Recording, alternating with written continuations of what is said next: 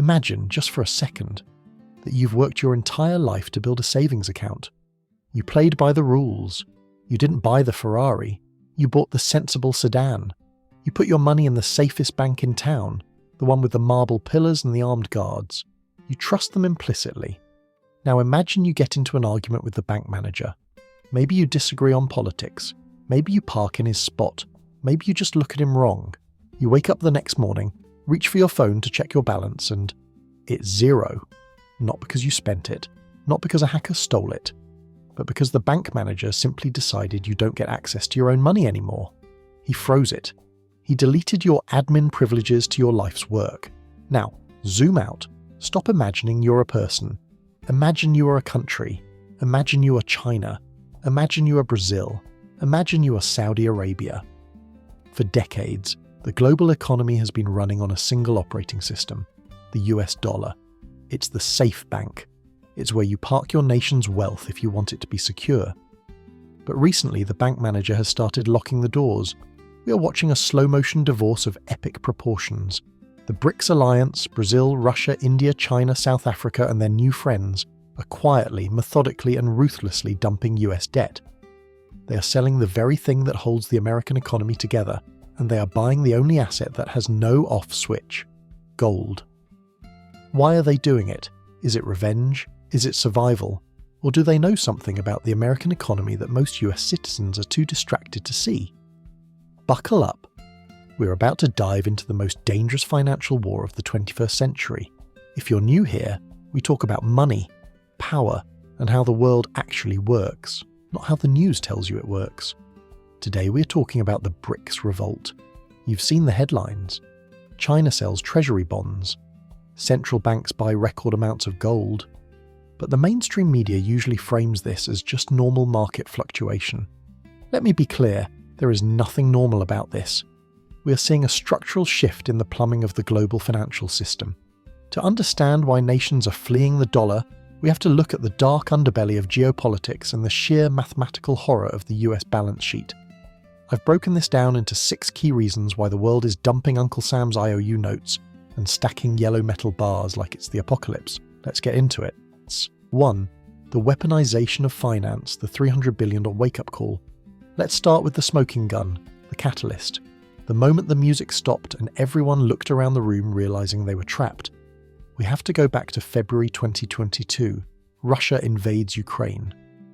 Now, putting aside your personal feelings on the conflict, strictly looking at this through the cold, dead eyes of an economist, what happened next was unprecedented in modern financial history. For decades, central banks operated on a gentleman's agreement. If I buy your debt, treasury bonds, that is a sovereign contract. It is sacrosanct. It is above politics. Even during the height of the Cold War, the financial plumbing remained mostly neutral. Money was money. But in 2022, the US and its European allies decided to press the nuclear button of finance. Within days of the invasion, the G7 nations froze roughly $300 billion of Russia's central bank reserves. Let that number sink in. $300 billion. Imagine you have a savings account with $100,000 in it, and the bank just says, "Nah, we're holding on to this until you behave." Now, the US viewed this as a necessary sanction to stop a war machine. But how do you think that looked to Beijing? How did that look to Riyadh? How did that look to New Delhi? If you are Xi Jinping sitting in the Great Hall of the People, you are looking at your own balance sheet. China holds over $700 billion in US treasuries. You're watching Russia get their wallet confiscated, and you have a sudden, terrifying realization. That money isn't mine. It's just a digital entry on a server in New York. And if I make a move on Taiwan, or if I disagree with American trade policy, my $700 billion can vanish in a nanosecond. This is what we call counterparty risk. Usually, when we talk about risk in bonds, we talk about credit risk, the risk that the borrower won't have the money to pay you back. But US treasuries were always considered risk-free because the US can just print the money to pay you. But suddenly, a new risk appeared: political risk. The risk that the US has the money, but simply refuses to give it to you. This shattered the illusion of the neutral dollar. The dollar stopped being a global public good and started looking like a geopolitical leash. Visual direction. Show a map of the world with the BRICS nations highlighted in red. show arrows representing money flowing out of the US and into gold vaults. Think about it like this. You're at a poker game. The house, the US, supplies the chips, the dollar. But the house also announces, by the way, if you win too much or if you play a card we don't like, we're keeping your chips. Would you keep playing with those chips? Or would you start looking for a different currency to gamble with? This is why we're seeing a massive de-dollarization narrative coming out of the BRICS summit. It's not because they hate America, though some of them definitely do. It's because purely from a risk management perspective, holding your national savings in the currency of your potential adversary is financial suicide. The weaponization of the dollar was the starting gun. It turned US debt from a pristine asset into a potential trap. And what is the opposite of a trap? Gold. Gold cannot be frozen. Gold cannot be hacked. If you hold the physical bars in a vault in Shanghai or Moscow, the US Treasury Secretary cannot call you up and turn them off. It is the only financial asset that is not simultaneously someone else's liability. But fear of sanctions is only the emotional trigger. The second reason is much colder. It's purely mathematical, and honestly, it's much scarier. 2. The US debt spiral. The math doesn't lie. While the geopolitics are spicy, let's talk about the boring stuff that keeps central bankers awake at night. Let's talk about the US balance sheet. As I'm recording this, the United States national debt is north of $35 trillion. Now, big numbers make our eyes glaze over. Human brains aren't wired to understand a trillion, so let me break this down into terms that actually make sense. If you spent $1 million every single day since the day Jesus was born, you still wouldn't have spent $1 trillion, you wouldn't even be close. You'd have to do that for another 2,000 years to hit 1 trillion. The US is $35 trillion in the hole. For a long time, the world tolerated this. Why? Because the US economy was the biggest, the strongest, and the most dynamic engine on Earth. It was the cleanest shirt in the dirty laundry basket. Investing in US debt, Treasuries, was considered the safest investment in the history of mankind. But look at the trend lines. In the last few years, the US fiscal situation has gone from worrying to catastrophic. We are running deficit spending like a drunken sailor who stole a credit card. We are adding $1 trillion to the debt every 100 days. Let me repeat that. Every 100 days. Hey, quick pause. If you're enjoying this breakdown of the impending financial doom, do me a favor and hit the subscribe button. It helps the algorithm find other people who need to prepare for the shift. Plus, it's free, unlike the US debt. Back to the horror show. BRICS nations are looking at this data. They employ some of the smartest mathematicians and economists in the world, and they are seeing a phenomenon known as the debt spiral. Here is the nightmare scenario. The US borrowed heavily when interest rates were near zero. It was basically free money. But then, inflation hit. We'll get to that. And the Federal Reserve had to jack up interest rates. Suddenly, the interest on that $35 trillion isn't cheap anymore.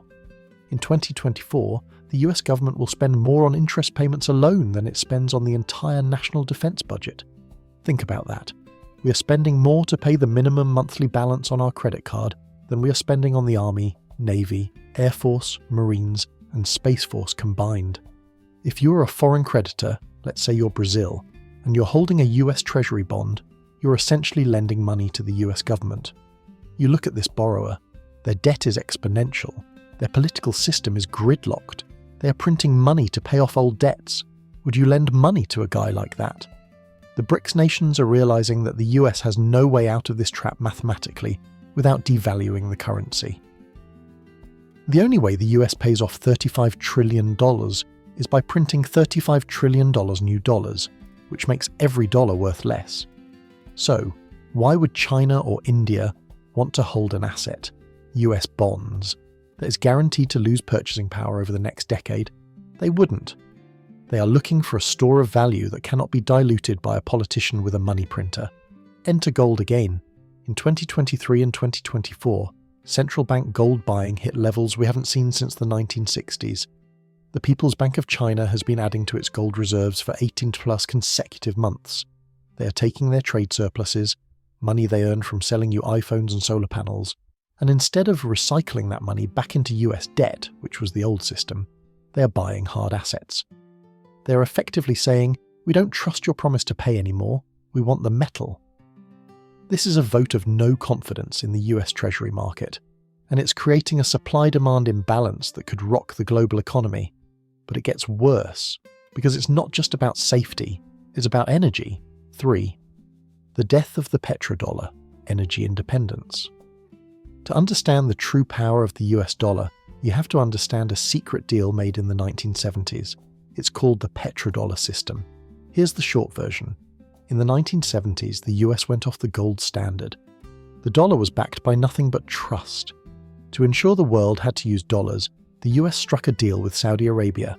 The deal was simple. 1. The US provides military protection and weapons to the Saudi kingdom. 2. In exchange, the Saudis agree to price all their oil sales exclusively in US dollars. This was genius, because every country on earth needs oil, and if you need oil, you need dollars to buy it. This created a permanent artificial demand for US currency. It forced France, Japan, China, and Brazil to hoard dollars just so they could keep the lights on. It was the ultimate cheat code for the American economy.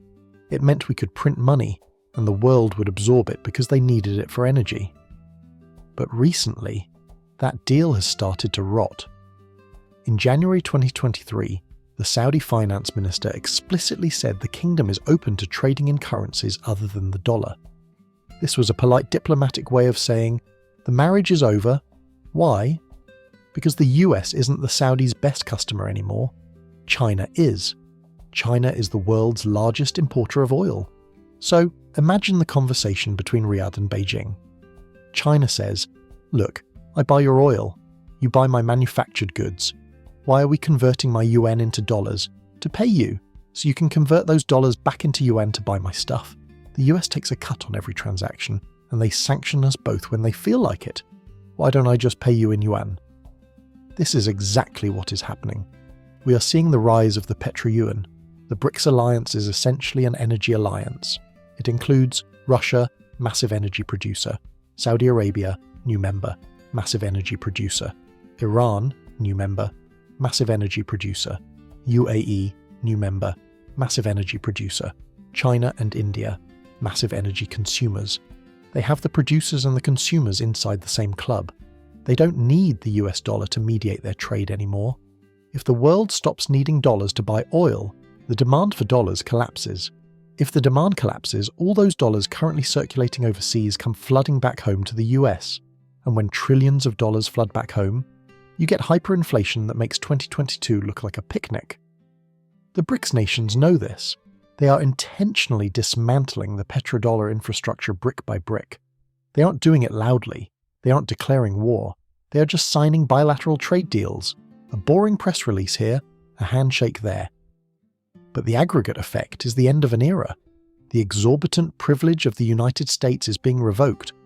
But wait, you might be thinking, okay, but how do they actually move? The money? The US controls the banking wires. That brings us to the most tech-savvy part of their plan. They aren't just changing the currency, they are building a whole new internet of money. 4. The kill switch. Escape, killing SWIFT. If you want to understand how the US really controls the world, you don't look at the aircraft carriers.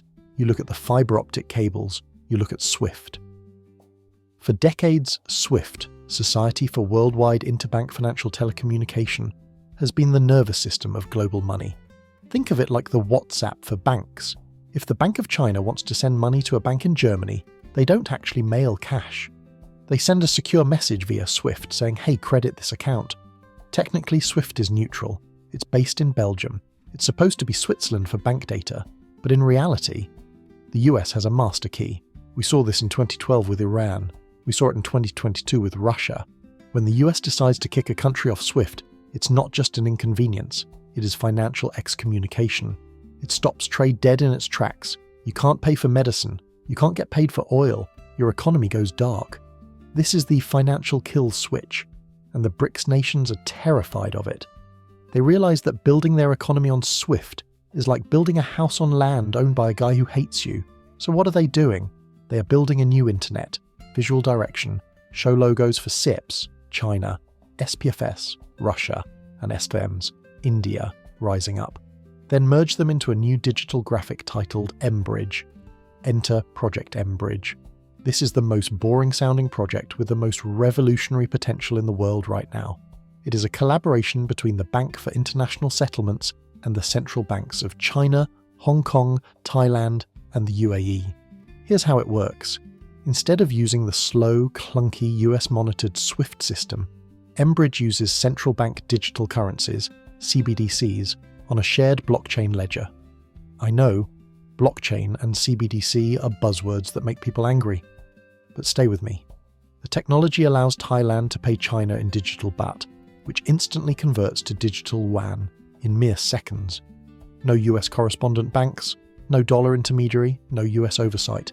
It is a direct peer-to-peer tunnel for billions of dollars. If SWIFT is the highway with American police checkpoints every 5 miles, mBridge is a hyperloop tunnel dug underneath the ground. The US can't sanction what it can't see. This infrastructure is already live in pilot phases. It's processing real transactions. Why does this matter to the dumping debt story? Because if you don't need dollars to settle the trade, you don't need to hold dollars in your reserves. Historically, central banks held dollars because they needed them for the SWIFT system. It was the lubricant. If you switch to a new engine that runs on a different fuel, you stop buying the old oil.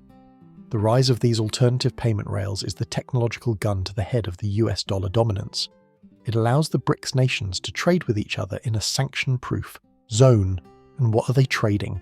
They aren't just swapping paper currencies, they are moving towards something backed by hard assets. 5. The unit and the return to gold, the new settlement. Let's clear up a massive misconception. You see YouTubers screaming, BRICS is releasing a new currency that will replace the dollar tomorrow, cash is trash, buy my crypto course. Stop. That's not what's happening. China and India hate each other. They have border skirmishes where soldiers beat each other with sticks. The idea that they're going to give up their national currencies, the yuan and the rupee, to use a shared BRICS euro is laughable. They value their sovereignty too much. However, they do agree on one thing. They need a neutral trade settlement unit.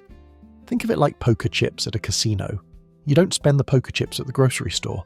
You only use them inside the casino to settle bets between players.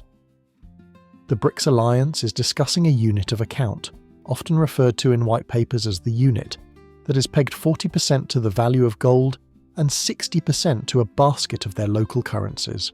Why gold? Because gold is the only thing that requires zero trust.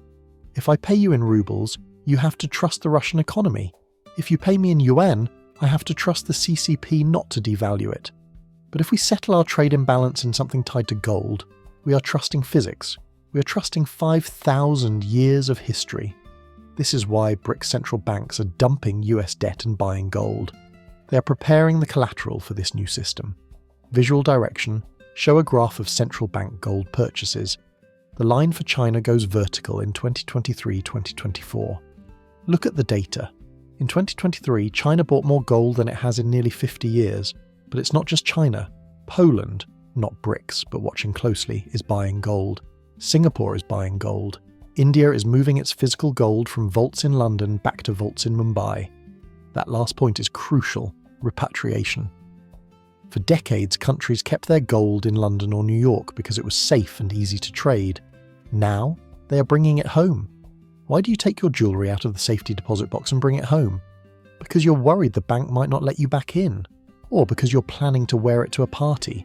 The BRICS nations are bringing their gold home because they plan to use it. They are rebuilding the scaffolding of a gold-backed trade system that existed before World War I. It's a back-to-the-future moment for the global economy. They are saying, we tried the fiat money experiment, we tried the Trust America experiment. It worked for a while, but now the risks are too high. We're going back to the shiny yellow metal. This creates a floor for gold prices and a ceiling for the US dollar. It means that every time the US prints $1 trillion to fund a new war or a stimulus package, the BRICS nations just use those inflated dollars to buy more physical gold, further draining the West of real resources. It is a slow-motion bleed. And the US, consumer, is the one who's going to feel the lightheadedness first. 6. The revolt of the global South. It's not just BRICS. Here is the arrogance trap that Western analysts fall into. They look at BRICS and say, oh, it's just a club of dictators and failing economies. Who cares about Russia and South Africa? They're missing the forest for the trees. BRICS is not just 5 countries anymore. In 2024, they expanded. They invited Egypt, Ethiopia, Iran, UAE, and there is a waiting list of over 30 countries wanting to join. We're talking about Thailand, Malaysia, Vietnam, Nigeria, Mexico. Yes, America's neighbour is sniffing around. This bloc represents the global south. Collectively, these nations represent the majority of the human population and the majority of the world's natural resources. They have the oil, they have the copper, they have the rare earth minerals needed for AI chips and EV batteries. They have the labour force. They have the growing middle class. For 80 years, the deal was the West G7 makes the rules and the Global South supplies the raw materials and cheap labour. The Global South is now saying, we're tired of sitting at the kids' table. They see the US debt accumulating. They see the inflation exported to their countries. When the US raises interest rates, it crashes economies in Sri Lanka and Argentina. They are tired of their economic destiny being decided by a meeting in Washington, D.C. that they aren't invited to. Dumping US debt is their declaration of independence. Engagement moment. Let me know in the comments, do you blame them? If you were the leader of a developing nation and you watch the US weaponize its currency and inflate its debt, would you keep your money in dollars or would you diversify? I want to hear your take.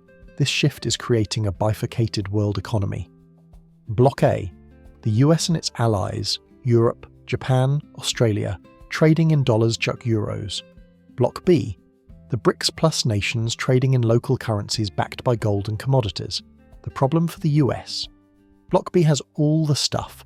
You can't print oil, you can't print copper, you can't print lithium. If Block B decides they only want to sell their stuff for gold or their own currencies, the US dollar loses its superpower. The exorbitant privilege evaporates, and when that demand for dollars disappears, all those greenbacks come home. Which brings us to the final and most personal part of this story. What does this actually mean for you? Because this isn't just high-level economics. This is about the price of your groceries. This is about your 401k. This is about the future of your lifestyle. The storm is coming on shore. Let's look at the damage report. 7. The Walmart nightmare, imported inflation. Okay, let's bring this home. Let's take this geopolitical 4D chess game and put it right on your kitchen table. Most Americans have a fatal misunderstanding of why their lives are comfortable. They think it's because of American innovation or hard work, and sure, that's part of it. But the real reason you can walk into Walmart and buy a flat-screen TV for $300 or buy a t-shirt for $5 is because of the strong dollar. Because the dollar is the global reserve currency, it is artificially expensive. Because it is expensive, we can buy foreign goods from China, Vietnam, Mexico for pennies. We are essentially exporting our inflation to them, and they are exporting cheap goods to us. It's a subsidy. The world has been subsidizing the American consumer for 50 years. Now ask yourself, what happens when BRICS stops accepting dollars? If China, Brazil, and Saudi Arabia demand payment in yuan or gold or the unit, the demand for dollars crashes. When demand crashes, value crashes. Suddenly, your dollar isn't the king of the jungle anymore. It's just another fiat currency, like the peso or the lira. Here is the nightmare scenario for the American middle class. Imported inflation. If the dollar loses 20% of its value against the global south's currencies, that $300 TV is now $600. That $5 t-shirt is now $15. The coffee beans from Brazil? Double. The avocados from Mexico? Triple. We aren't talking about the 8% inflation we saw in 2022. We are talking about a structural, permanent repricing of the American cost of living. We are talking about the end of the cheap stuff era. The BRICS strategy is to essentially stop subsidizing your lifestyle. They are saying, if you want our stuff, you have to pay the real price for it. You can't just print green paper anymore. This is the rug pull. The standard of living you're used to is based on a financial privilege that is actively being revoked. 8. The interest rate trap. Why your mortgage is never going down. But wait, I hear you say. The Fed will just lower interest rates to save us. This is the second lie. Remember in part 1 when we talked about the debt spiral? How the US needs to sell debt to fund its existence? Well, for decades, the biggest buyers of that debt were foreign central banks. China, Japan, Saudi Arabia. They bought our treasuries, which kept our interest rates low. BRICS is now selling. If the Chinese aren't buying our debt and the Saudis aren't buying our debt, who is? The US government has to find new buyers. And how do you convince someone to buy debt from a broke government? You have to pay them more. You have to offer higher interest rates. This means that structurally, interest rates cannot go back to zero. They might not even be able to go back to 3%. If the 10-year Treasury yield stays high because foreign demand has dried up, that means 1. Mortgage rates stay high. Good luck buying a house. 2. Car loans stay high. 3. Credit card APRs stay high. 4. Business loans stay expensive, which causes layoffs. The pivot everyone is waiting for? It might be a fantasy. The BRICS nations are effectively forcing the US Federal Reserve into a corner. Either the Fed prints money to buy its own debt, hyperinflation, or they let rates rise to attract buyers, economic depression. It is a checkmate move, and they know it. 9. The great wealth transfer, what you must do. I'm not telling you this to scare you, okay? Maybe a little. Fear is a great motivator. I'm telling you this because there is a massive difference between panicking and preparing. History is filled with empires that lost their reserve currency status. The Dutch guilder, the British pound. It's not the end of the world. The UK is still there, but it was the end of their era of dominance. The people who held their wealth in the old currency got crushed. The people who owned hard assets survived. The BRICS nations are giving you the cheat sheet. Watch what they do, not what they say. They are selling paper, they are buying gold, they are selling promises, they are buying energy, they are selling financialization, they are buying infrastructure. If the biggest nations on earth are dumping the dollar to buy real things, why are you keeping 100% of your net worth in dollars? Here is the playbook for the bifurcated economy. Get real. You need exposure to assets that the government cannot print. Gold and silver are the obvious choices. They are the antidote to sovereign debt defaults. Energy and commodities. If the global south controls the commodities, invest in the companies that produce them. Oil, copper, uranium, agriculture. Bitcoin, the wild card. I can't talk about de-dollarization without mentioning the orange coin. It is the only asset that is more portable than gold and more scarce than dollars. It is the exit valve for the digital age. Self-reliance. If imported goods are about to triple in price, the most valuable asset is your ability to produce things yourself. Skills, local food, community.